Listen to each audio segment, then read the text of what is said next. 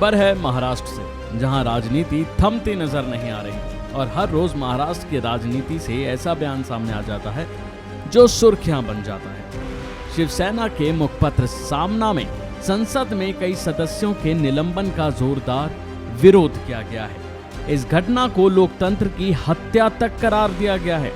बता दें कि ये सब शिवसेना के मुखपत्र सामना में लिखा है, जिसमें कांग्रेस के 4 सांसदों को निलंबित करने का विरोध किया है।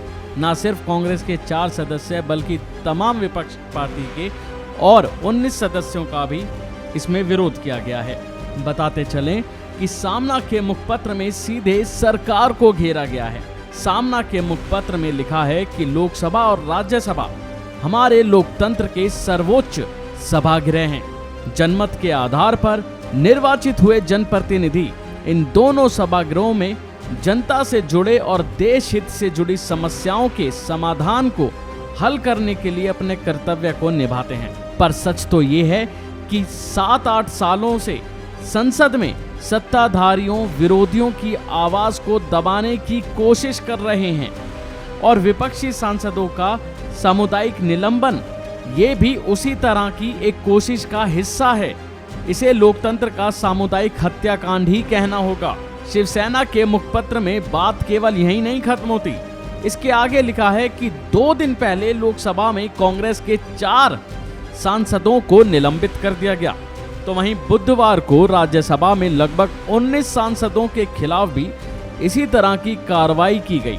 शिवसेना ने आरोप लगाया है कि ये कार्रवाई इसलिए की गई है क्योंकि उन्होंने संसद में जनता की समस्याओं पर आवाज उठाई, वो जनता की आवाज बने। नेताओं ने महंगाई, जीएसटी के मुद्दे पर और गुजरात के जहरीली शराब कांड को लेकर आवाज उठाई, इसलिए उन पर यह कार्रवाई हुई। इसमें लिखा गया है कि ये सभी तृणमूल कांग्रेस, द्रमुक, तेलंगाना राष्ट्र समिति, आप और मार्क्सवादी कम्युनिस्ट पार्टी के सांसद हैं।